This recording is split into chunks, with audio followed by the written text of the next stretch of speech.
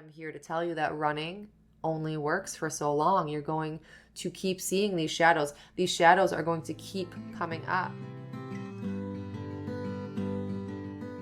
Hey beautiful, welcome to Naturally Empowered Living, your safe space to guiding you on your unapologetic self-awakening journey.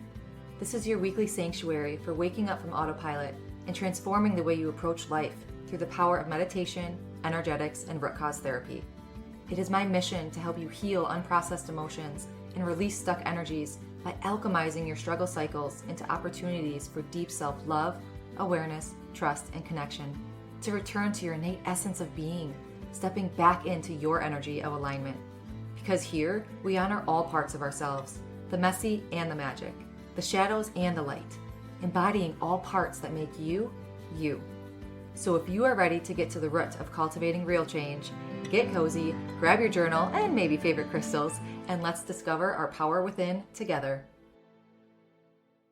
Hi, loves. Welcome back to another episode of the Naturally Empowered Living podcast. This is your host, guide, and mentor in all things energetics, emotions, and self-awakening, Jenna Smith. And I want to begin this episode with a quick, simple practice you can do in any moment of any day, after any stressor or dysregulation or moment that you just need to be or pause or come down or regulate, whatever terminology you want to insert there. You know what I'm talking about. You just need that second to just feel yourself coming back down. So in just a moment, I'm going to invite you to join me in taking a deep breath. It's that simple. So let's take a deep breath in through our nose and an even longer exhale out. And on this next inhale in, notice on that longer exhale, you feel your body softens, right? Bring attention to that energy literally softening. Now, I want to be fully transparent with you. I use that simple practice very often, right? That pause, oh my gosh. If you could see inside of my mind some days, it looks a lot like a reel that I recently shared. Just, floating with all these responsibilities and to-dos and priorities and the kids and the conversations I need to have and my family and the appointment I need to make, the phone call I need to make, all the things, right? Constantly circling, motioning through my mind. Like, what gives? Like, what am I not remembering? What am I forgetting? There's too much in my head. Oh my gosh, am I being present? Just scattered. And also wondering, am I the only one who feels this way half the time, right? But then, which has been a new addition to that, downward spiral, that mental spiral, right? For me, at least, this new addition within the last couple years has been a pause, an awareness, that breath with an even longer exhaled sigh. Having that inner knowing that even though shit is still going to hit the fan, the stressors are still going to come back, we're still going to have harder seasons, there's still going to be stuff going on all the time because this is life, I know I have this inner knowing that everything will be okay.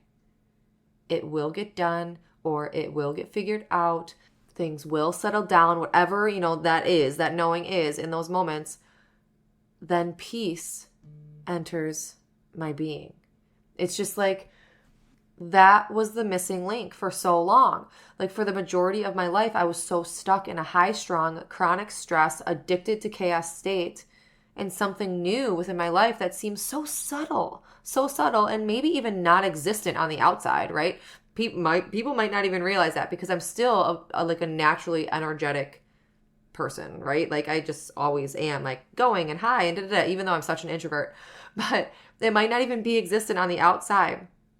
But something that's so subtle to me, but so huge, is that pause, that sigh, that sense of peace, and then possible action or clarity or whatever in the direction that I feel is best in those moments.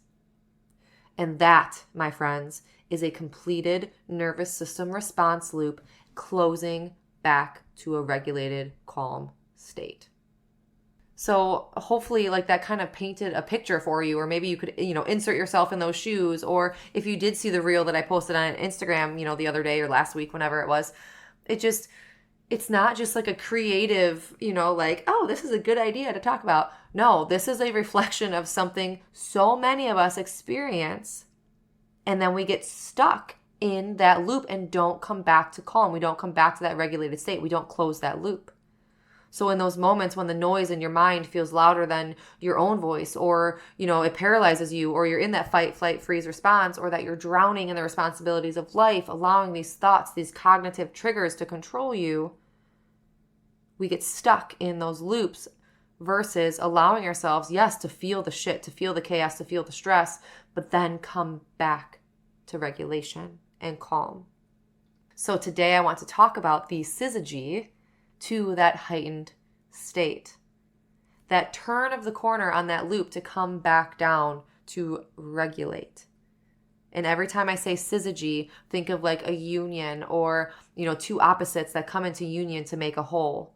Okay? If you visually want to think of an infinity loop, on one end, let's say, is dysregulation, and then you continue down that infinity loop, and then it's regulation. Or think of chaos, and then you loop back and you have calm.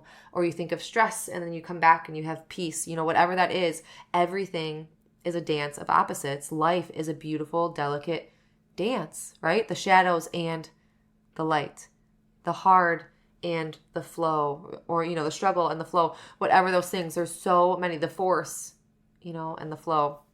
Flow is just coming to me apparently. So today I want to talk about that syzygy of our nervous system, the dysregulation back to the regulation.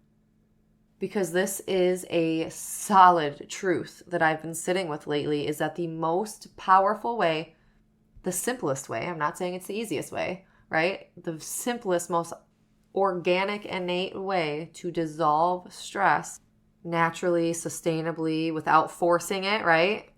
Without trying to control it, is to become the most authentic, regulated version of yourself. Now, going back to what I just said about the syzygy, right? Like, regulation isn't going to be your 24/7. However, it's being able to come back into that regulated version of yourself, to stay authentic and knowing that, hey, like we're going to hit those dysregulated states, but then we're going to know how to come back.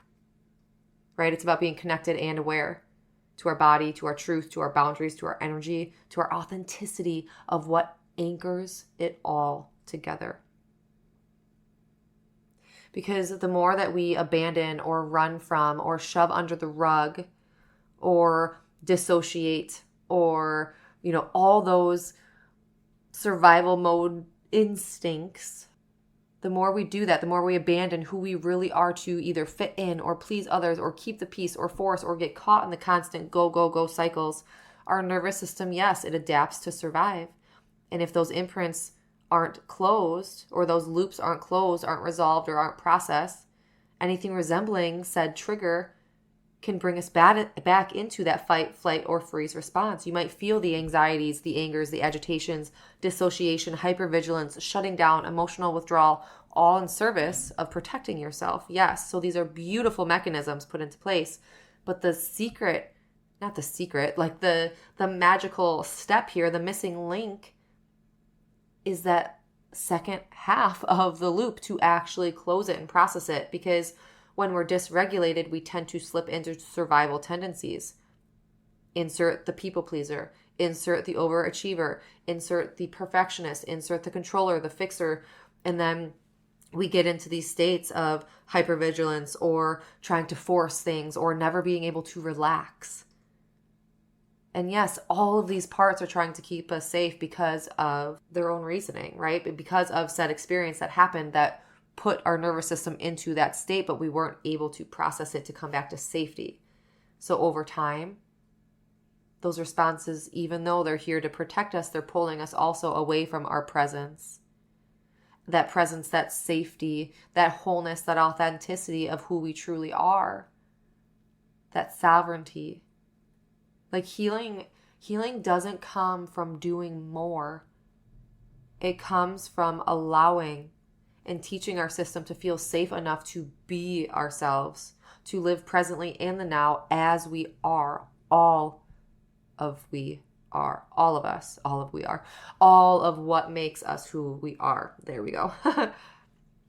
So let's talk about nine ways to support your system in returning to that authentic state of being. Okay, and I want to preface this that it is not always comfortable, right? So, starting this is so funny. I was just talking to my mom the other day. Like, I told her, I said, I really realized after I really started, I'm years, into the evolution because, okay, I'm not saying we're years into it, but it's almost like that point of when we wake up, I guess you could say. Like when we wake up, yes, we're always evolving. Yes, we're always growing. But a lot of times, like if we're not aware of it, if we are resisting it, if we're not open to it, right? It's easier to stay stuck, or we continue on these loops, and I'm not saying I don't still have these loops coming up for me, right? But now it's like, oh, this is a pattern. Oh, this is, I need to work on this, XYZ. But something that I was telling my mom, after being quote unquote awake, the past few years, it's just the point of doing this work deeply and really getting under the surface and doing the emotional work, the energetic work, the somatic piece of this healing on my journey. I'm like, anger, I'm angry a lot more. And it's like, it's so beautiful to witness because for how many years, for the majority of my life, I'd get angry and think it was my fault, or I'd get angry and shove it down and continue on that dissociation path, or I would continue on in the people-pleasing role or keeping the peace or whatever that might have been. But it's like now that it's anger coming up, and I'm sharing this because this is a very pivotal point to make when, let's just say, for example, this is very umbrella for anyone, but when we get started on this path of this deep work and we possibly have this anger emotion coming up, or maybe for you it's sadness, you might seem different to others, or maybe you don't feel like yourself initially, because then it's like this isn't normal. Like, shouldn't I be feeling better, or shouldn't I be happier more, or shouldn't I be feeling good more often, or when is this gonna stop? Like, you feel like you're almost going backwards, right? And that's where we get it wrong. Like, that is the beauty of this work, because you're finally allowing all of those feelings that you have suppressed, possibly repressed, shoved down so far deep, and have created these protector parts around that anger emotion, coming back to my example. Now you're actually setting them free. You're allowing them to be, and you're listening to them. So don't mistake, if you're finding yourself, if you're actively like, oh my gosh, why am I so angry all the time? Or why am I crying more, or crying easier, or sad all the time, or whatever that might be. I'm not here to say like your journey is going to be comfortable once you're awake or aware or on this path.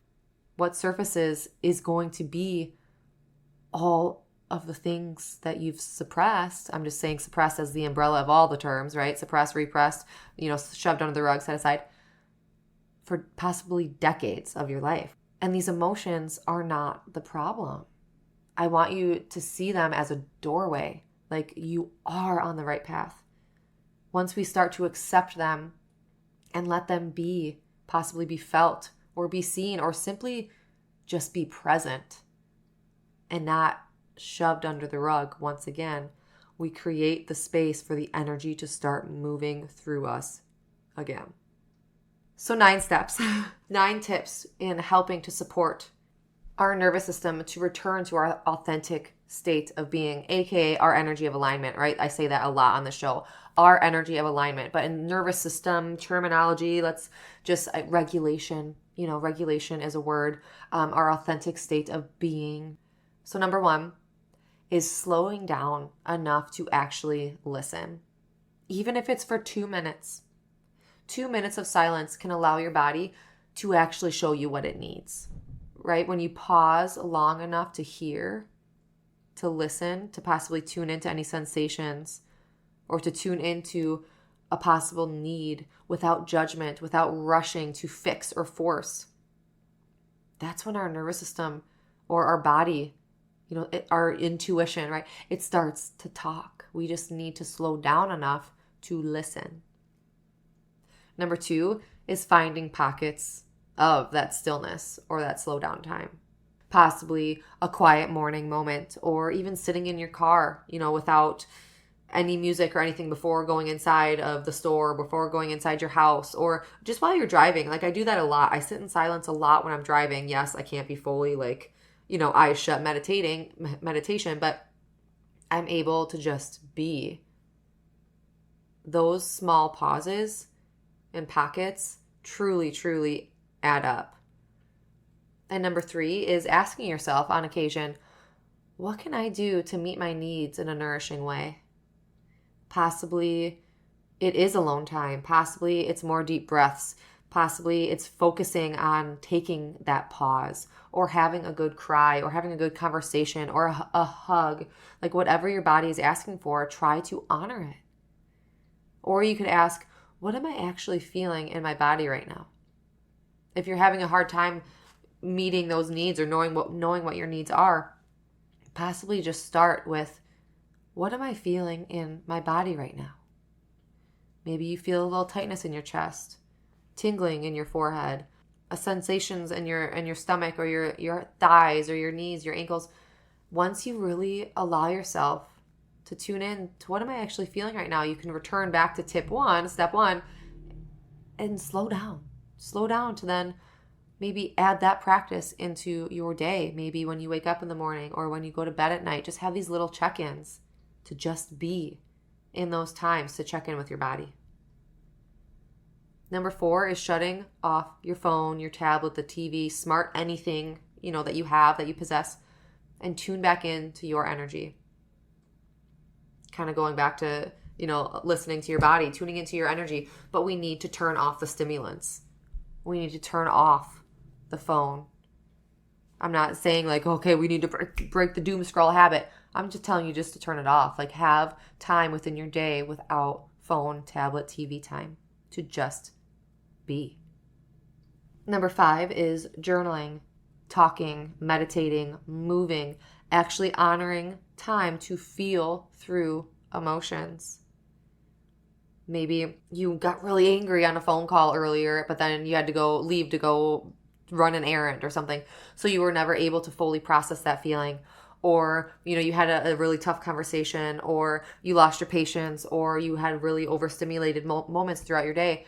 Do you actually allow yourself the time to process and discharge those instead of holding them inside?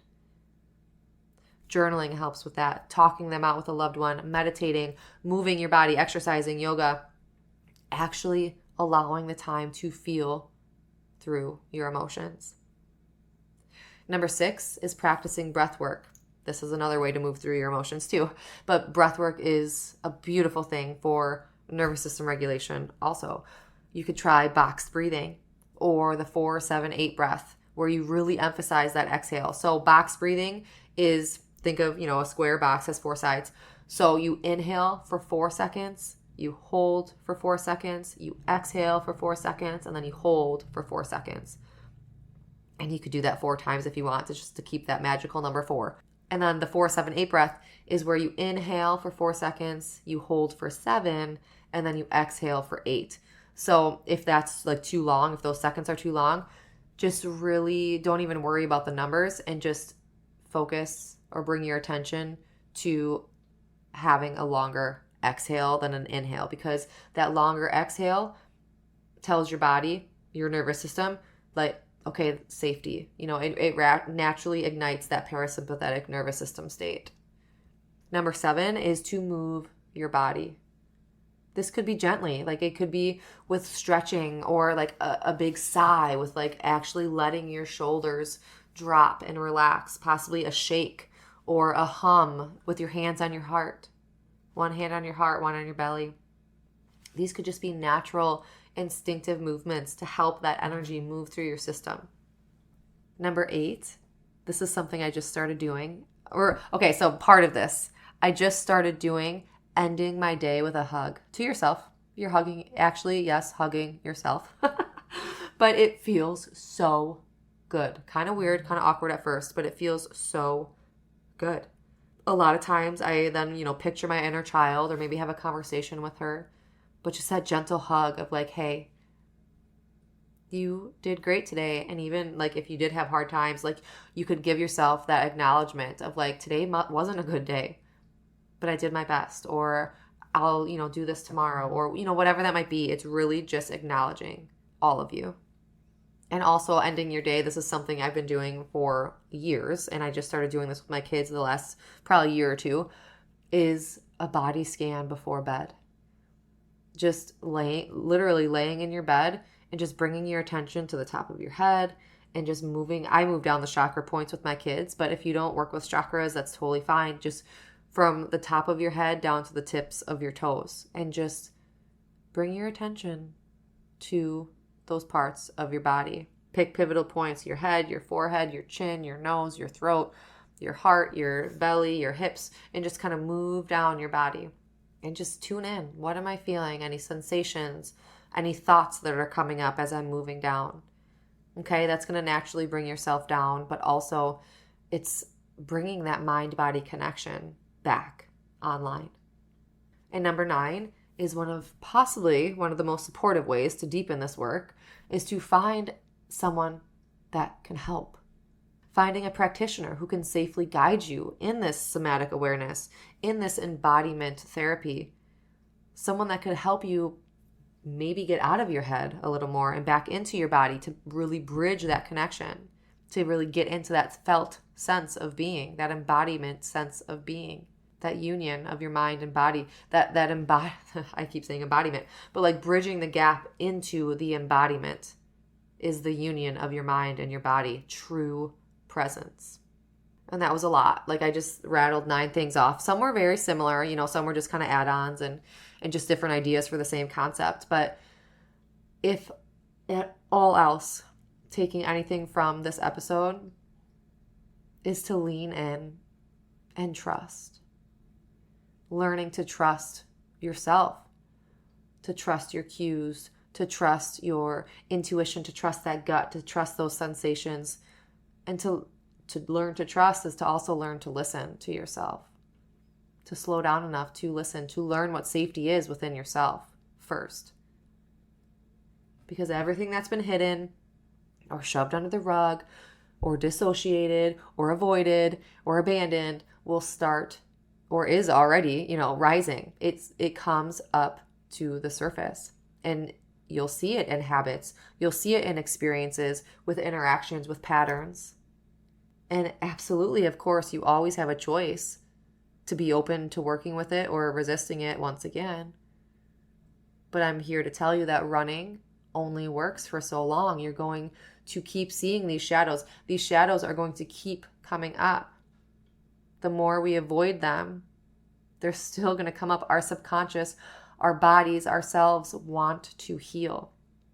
So they're going to continue to come up until we give them the space and safety to do so. And this season, Scorpio season, the energy is running very deep. And I love, maybe it's because like I live in this energy all the time because I'm Scorpio sun through and through and through and through and through. But this energy just invites us to become the alchemist of our own evolution. Stepping into who we truly are. Like Scorpio season represents that death and rebirth, that transformation piece, the alchemy of turning what was possibly once so heavy and painful into something healing and beautiful. Always finding beauty even in the pain. Like that's true sovereignty, right? And that's the work that we do inside root cause therapy, inside my Reiki energy healing. Like we meet what's been hidden, those emotions, those memories, those patterns, not to necessarily relive them, but to release their hold, to process and discharge, to transmute them, to then bring in that wisdom, that self-compassion, that truth, that safety back into the body. And the more that we learn to stay with ourselves through that, within our breath, within our authenticity, within our truth, life begins to feel lighter, right? It brings the peace and the safety and the sovereignty back. And I know, like, I used to think that's asked backwards, like, oh my gosh, I'm going to accept the darkness, the demons within me. Like, oh my gosh, this is so dark and scary. And oh my gosh, what can of worms am I opening? And that's why so many of us don't even get started. But we naturally bring in safety. Like, this brings us back to that base core of the episode, being the most authentic, regulated version of you, welcoming all parts that make us who we are. Like root cause therapy and energy healing, it's not about fixing. It's about bringing safety back to the body, to come back into wholeness, bringing truth back into who you are, to really tune into that energy, stepping back into that energy of alignment. Like, you already are the medicine your body and mind is waiting for. And I'm so here to walk with you. Oh, thank you so much for being here. I'm sending you so much love. I hope that you got something, just a little anything, little something out of this episode. I would love to hear from you. Grab the link in the show notes to contact me, reach out to me, anything. You know where to find me. And until next week, my loves, as always, simply be you. You have everything inside of you to learn your energy of alignment and be unapologetic in who you are. I'm sending my love and so much light. Did you find this episode free or empowering? Please read my review. Tickle, boop. Thank you for spending the sacred time with me on Naturally Empowered Living. If this episode brought you closer to stepping into your energy of alignment, I'd love for you to leave a written review and share how this show has supported your journey. Your feedback truly lights me up and helps others find the space of transformation. And sharing it with someone who might need it spreads the ripple of healing even further. Be sure to check the show notes for ways to connect with me and explore personalized healing sessions and mentorships to deepen your self-awakening journey. Thank you. I appreciate all you are and all you do.